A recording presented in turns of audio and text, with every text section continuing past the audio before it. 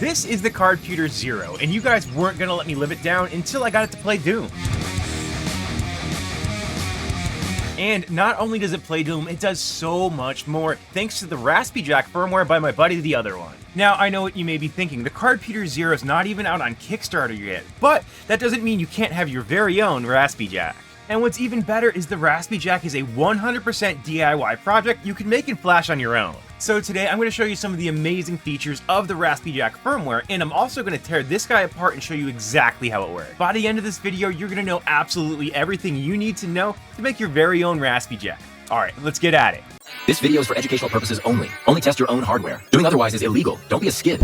Here we have the RaspyJack firmware running on the Cardputer Zero. Remember, this is running on a CM0, which is a Raspberry Pi Compute Module Zero. It's very similar to the Raspberry Pi 2 Zero that's sitting over there, except for a much smaller form factor. Thus, it fits in this cute little case. Now, the RaspyJack firmware, as well as the RaspyJack hardware over there, makes a very, very capable Wi-Fi auditing tool that you can use to test your own network, because just like the Cardputer Zero, the RaspyJack over here has its own Ethernet jack right there, so you can actually plug it directly into your network. And if you want to learn more about network security, well, that brings us to today's sponsor, TryHackMe. If you've been hanging out around the channel and want to take these hardware projects and turn them into real cyber skills or even a career path, TryHackMe's got their new Junior Penetration Tester path. This is their flagship route for building real cybersecurity skills from the ground up. It's got 89 rooms and 17 modules, and it runs directly in your browser. There's no complex VM setup, there's no why is my Kali build not working spiral.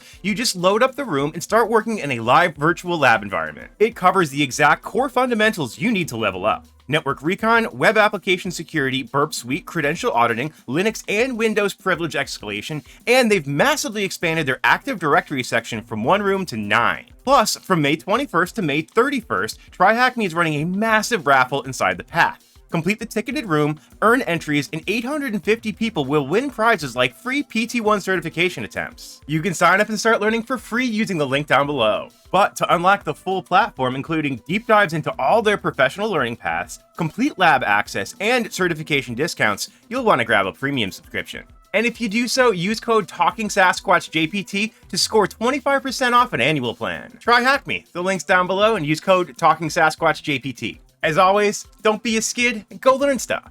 The Cardputer Zero is such an amazing piece of kit. I made an entire video just showing it off, but we can show off even more stuff because the other one has kind of fixed some of the issues that were going on. It's kind of hard to see, but this is actually the folder that houses our applications. Open this up, and we can actually use a whole bunch of other tools that weren't working before. So if we open up utilities right there, you'll see we have a camera. Now, I tried the camera on their actual firmware, but if we go this and open up photo, but yeah, we can now see that our camera actually works. It's only, I want to say, an 8 megapixel camera, but it's super freaking cool.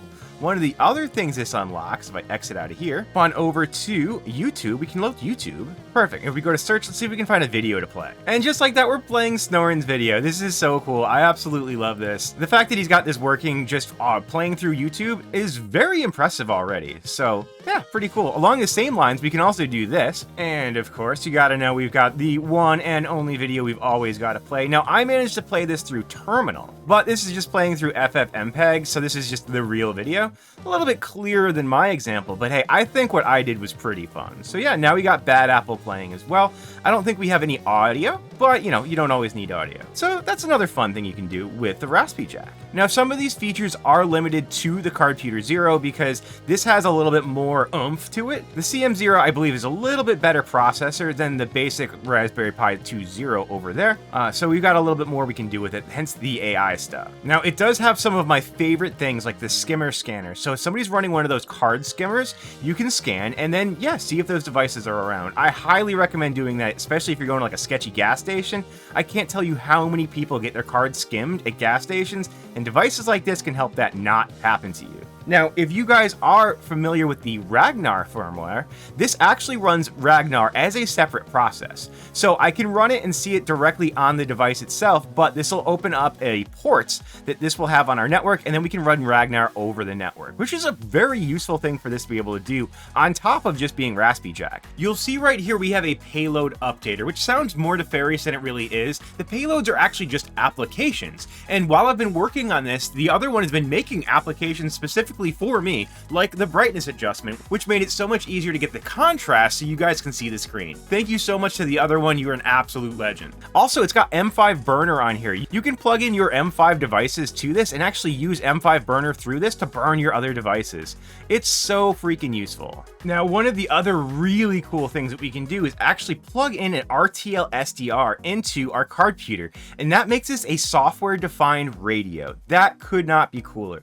So if we go to a frequency that I know, so go to 433, and if you don't know, 433 is a very, very popular frequency, and I'm going to grab this remote right here, which is incredibly dusty. Let's see if we can see this guy. Yeah, see right there, you can see the frequency pop up whenever I press this button right here. Let's see if I can wipe off the dust. That's a little better. If we watch over on the right-hand side of the screen, you'll see that little blip, and that is the remote going off. Super cool. Now remember, we're just reading a really cheap, unsecured remote that turns our Christmas lights on and off. Only test your own networks and your own devices, or devices you have express written permission to test. Let's see if SDR ADSB works. So SDR ADSB, what that does is it can actually track airplanes, because airplanes are constantly emitting information so that they can be tracked. It's not like we're collecting information that we're not allowed to have. So yeah, there we go right there. We already have an airplane overhead. Now here's another great feature that they've added here. I'm going to call this the glass hole detector. It's going to pick up anybody wearing any of those recording glasses, and it's going to mark it on here because, I don't know, I really don't like the idea of people walking around recording with sunglasses.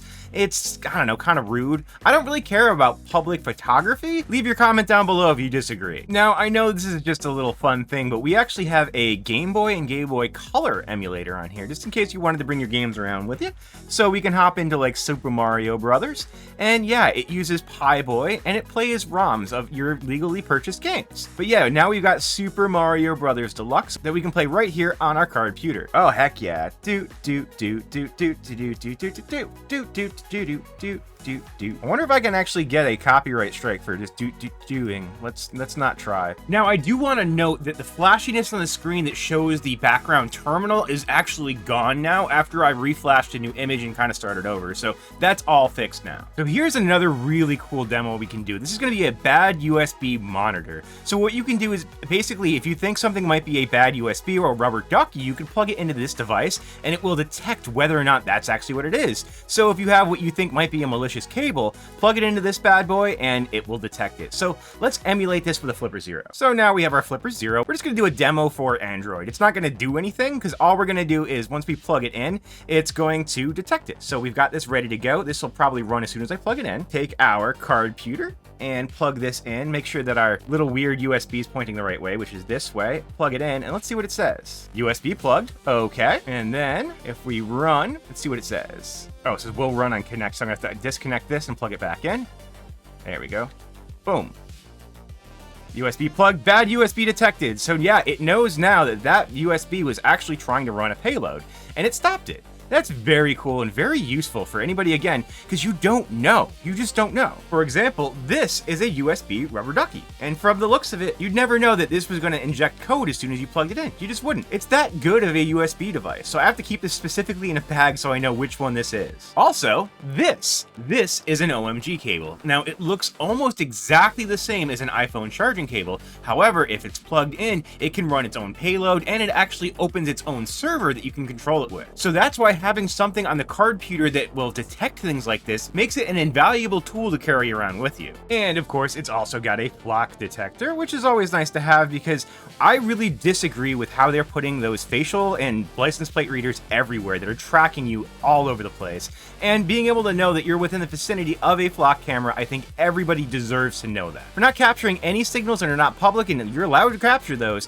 and this will tell you if you're near a flock camera, and I might leave the area. Just saying. What's also very cool is that my buddy Snoring made this stop Raspy little script. So if we run that, it'll actually stop the RaspyJack. And if we press the secret buttons, Control Alt Function F2, if I can do them all at the same time, now we have our terminal. So we can just do Pi, I think is my username and password. Pi. Can't see because the camera's right freaking there. There we go. And now we can use our terminal just like we normally would. So I think I can just run BB for a demo. Music, no, because the speaker on this isn't really working. But yeah, we can run this BB demo again, like I showed you before. But now we're in the real terminal, and it looks so much better in the real terminal. It looks so much better. I'll give you a few seconds seconds to appreciate how freaking cool this is. So here we have our actual RaspyJack piece of hardware right here. I printed a lid for it as well, so you can pop this right over there. Keeps the buttons safe if you're into that.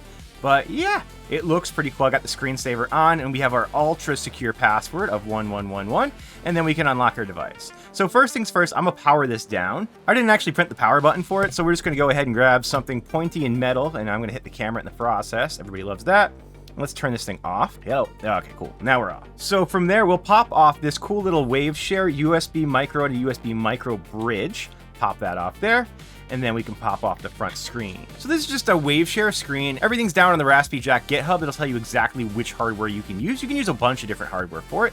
So I can actually take this screen right off, but let's pull this whole thing out, making sure that you take the SD card out. I know we've broken a bunch of those in the past. Get in there with our little pinchers. There we go. Pop that out and then give it a little pull. It should come right out. Now I do have to be very careful. I know I damaged the battery wire on this, and I don't want to break or short it. And man, have an exploding LiPo on camera would be really fun for you guys, I'm sure, but not for me. All right, and coming out carefully. There we go. Boom, there we go.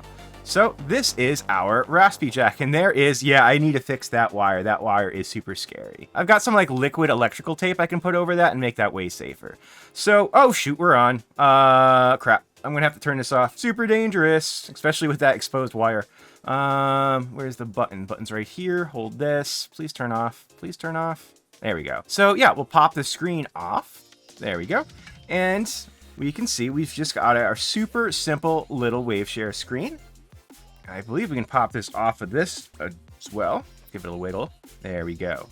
This is the WaveShare Ethernet USB hat, and that plugs into the WaveShare 1.4-inch LCD hat. So hats on hats on hats. So we can pop those two together, and that creates the top part of our RaspyJack. Give it a little wiggle, get that on there. All right, cool. And that plugs in, so that's how that works. Underneath here, we've got our Raspberry Pi Zero 2. So that's pretty simple. And that's screwed onto our PiSugar, I think this is a PiSugar 3 battery.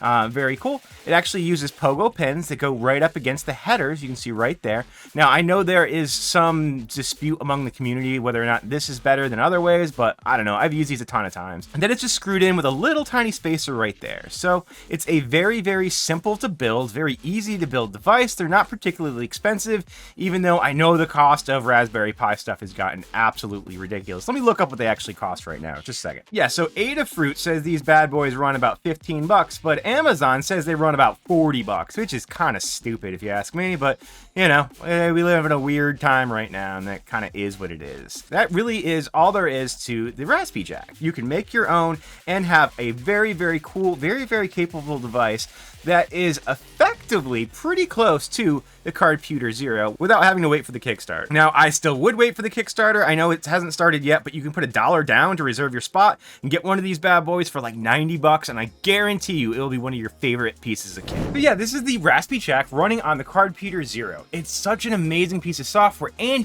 you can own it yourself. Honestly, it's just a few boards, you sandwich them together, flash Raspberry Pi onto them, and then run the installer script. It couldn't be easier. Again, I want to thank the other one for his continued support among the community. He's made so many cool things, so many cool devices, so you're an absolute legend. Are there any other devices you want to see me test or show off? Is there anything else you want to see about the RaspyJack? Let me know in a comment down below. As always, you guys are absolute legends. Thank you so much for watching. We'll catch you next time.